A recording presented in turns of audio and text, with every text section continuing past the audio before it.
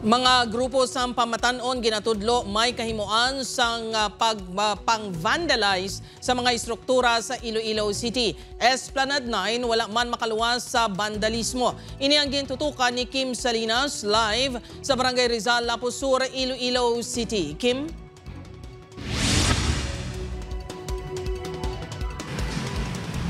Jert, mas pasangkaron pa sang posmo kapulisan kag barangay ang pagronda sa Esplanade 9 kasunod sang natukiban nga pagdamo sang vandalismo sa lugar. Ginkumpirmar ni Iloilo City Public Order and Safety Management Office Head Oldarico Garbanzos nga mga grupo sang pamatanon ang nag-vandalize ang pinaka-waiting sheds sa Diversion Road sa Haro sa nagligan nga semana. Ini ang mga ginapahayag nga TBS 13, Carabao kag Snitches. Ang mga waiting sheds ang napintahan na sang Facility Conservation Office.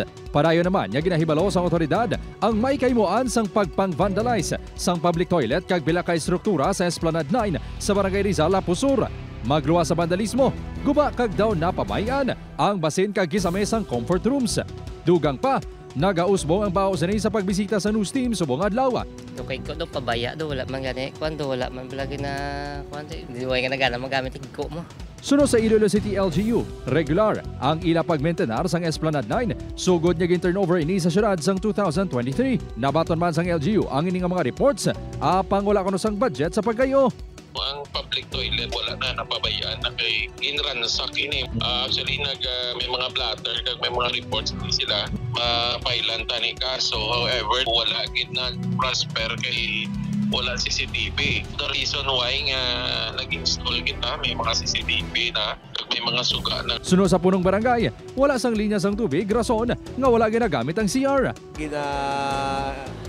Advisean ko akong tanod nga 10 to 12 ka mo standby dali go tubing. Twice ang water supply, useless gyapon ang structure. Ginako naman sang Iloilo City Posmo Head nga wala sang nadedikar nga green guards sa Esplanade 9 bangod sang kakulang sang ila personnel. Maga-prepare kami sang tao. Kung may mga CCTV sa lugar subong no kay gid pabutangan na sa CCTV, ipalo up na lang ni kung may identity giman later on. Engage na to ng ining pamilya mo, engage kita sa barangay. May ginassign man nga personnel ang Iloilo City Police Station 8 sa Esplanade 9 apang isa lang ka oras ang ginatiner tag sa kadlaw sa lugar. Ang kalabanan na nga ginobras ng dira pagkakita sang pulis sang patrol dira. Wala kontak naman sila. Wala sila dagapakita. Jert, na amat-amat na pintahan o kon rehabilitate sang LGU ang mga istruktura sa lugar. Temporaryo man nga butangan sang drum sang tubig ang CR agod na magamit na ini samtang ginaproseso pa ang pagbutang sang linya sang tubig. Jert? Madamo gid nga salamat, Kim Salinas.